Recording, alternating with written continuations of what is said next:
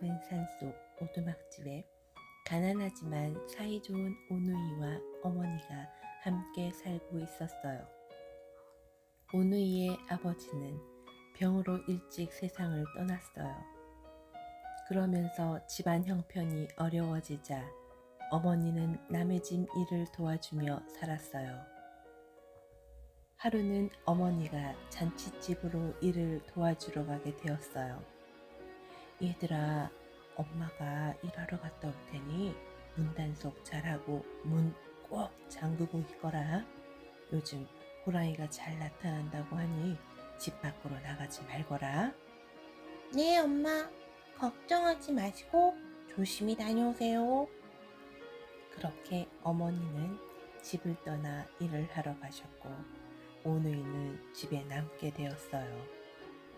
어머니는 하루 종일 잔칫집에서 일을 하고 늦은 밤 남은 떡을 얻어가지고 집으로 돌아오고 있었어요. 우리 애들이 많이 배고프겠다. 빨리 가서 이 맛있는 떡을 먹여야지 하며 걸음을 재촉해 걸었어요.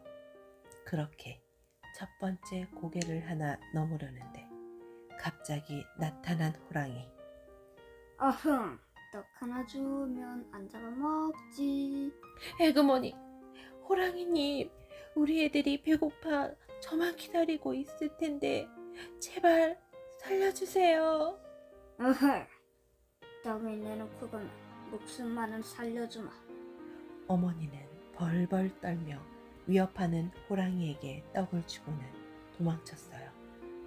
그런데 그 떡을 먹고 가버린 줄 알았는데 호랑이는 두 번째 고개에서 다시 나타나.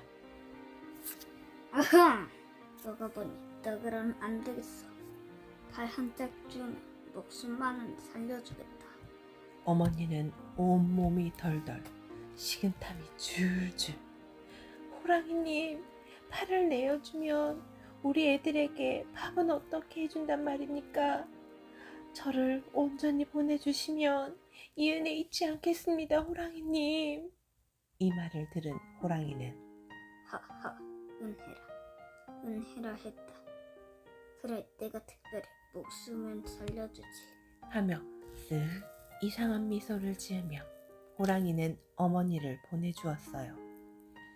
호랑이가 또 따라올까 어머니는 온몸이 땀으로 범벅이 된 채 거의 집에 도착하게 되었어요. 그런데 그 순간 배가 덜 찬 호랑이는 두 번째 고개에서 내가 목숨을 살려주었으니 이제 그 은혜를 갚아야지.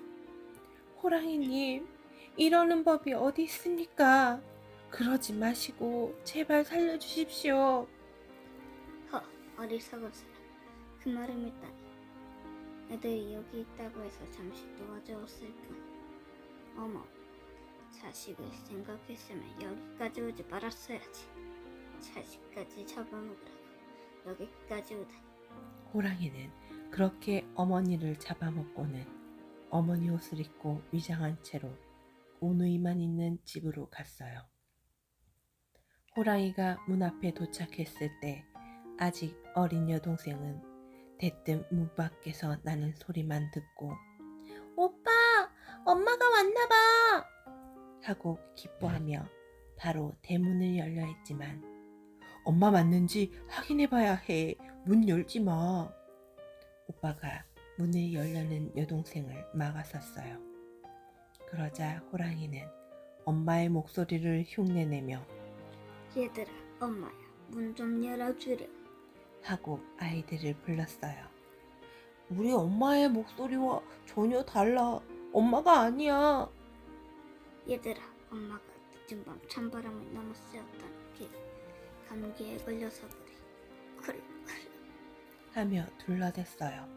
그럼 손을 내밀어 봐요. 그 말에 호랑이는 문풍지를 뜯고 아빠를 보여주었어요.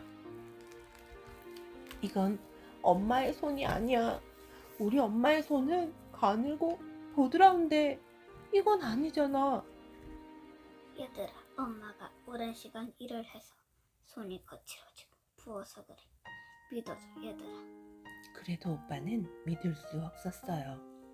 그래서 아빠를 뺀 문붕지 구멍 사이로 밖을 보니 커다란 호랑이가 어머니의 옷을 입고 거짓말을 한다는 걸 깨달은 오빠는 동생의 손을 잡고 뒷문으로 재빠르게 뛰어갔어요. 호랑이는 한참 기다려도 문을 열어주지 않자 문을 부수고 들어갔어요. 호랑이는 없어진 오누이를 찾으려고 온 집을 뒤지고 다녔어요. 이것들이 어디를 간 거야? 호랑이는 나무 위로 올라간 오누이를 찾지 못하다가 나무 밑 우물을 보면서 오누이가 우물 안에 있는 줄 알고 얘들아, 거긴 어떻게 들어갔니? 하며 오누이가 거기 있는 줄 알고 잡으려 하자 그걸 보고 있던 여동생이 바보 같다 하며 웃었어요. 그러자 오누이가 위에 있다는 걸 눈치챈 호랑이가 얘들아, 거긴 어떻게 올라갔니? 하고 묻자 주방에 있는 참기름을 가져다 손발에 바르고 올라왔지 라고 오빠가 거짓말을 했어요. 이 말을 들어 호랑이는 곧바로 부엌으로 가서 참기름을 찾아 발에 바르고 나무 위를 오르기 시작했어요. 그런데 어찌나 미끄러운지 나무에서 계속해서 미끄러져 엉덩방아를 찧었어요. 이런 모습의 호랑이를 보며 오누이는 어느새 무서움도 잊어버리고 웃음을 터뜨렸어요.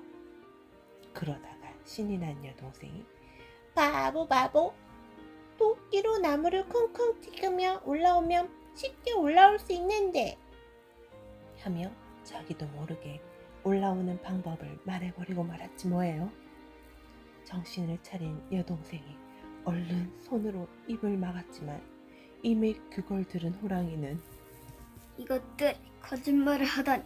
하며 잽싸게 도끼를 찾아 들고 와 나무를 쿵쿵 찍으며 올라오기 시작했어요. 오누이는 호랑이를 피해 계속 더 이상 올라갈 곳이 없어졌어요. 그래서 오누이는 눈물을 흘리며 하늘을 향해 기도하기 시작했어요. 하느님, 저희를 제발 살려주세요.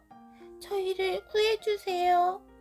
저희를 살려주시려면 새 동아줄을 내려주시고 죽이시려면 썩은 동아줄을 내려주세요. 그러자 정말로 하늘에서 새 동아줄이 스르륵 내려왔고 오누이는 그 동아줄을 타고 하늘로 올라가서 가까스로 목숨을 건졌어요. 하늘에서 동아줄이 내려와 오누이가 올라가는 것을 본 호랑이는 하나님, 저희를 살려시려거든 새 동아줄을 내려주시고 죽이시려면 썩은 동아줄을 내려주세요. 하고 하늘을 대고 같은 소원을 빌었지만 내려온 동아줄은 썩은 동아줄이었고 이를 모른 채 그걸 잡고 좋아하며 하늘로 올라가던 호랑이는 도중에 뚝 하고 줄이 끊어지면서 떨어져 죽고 말았어요. 이때 호랑이의 피가 배어 수수밭의 수수가 붉게 변했대요. 하늘로 올라간 오누이는 동생은 해가 되고 오빠는 달이 되었어요.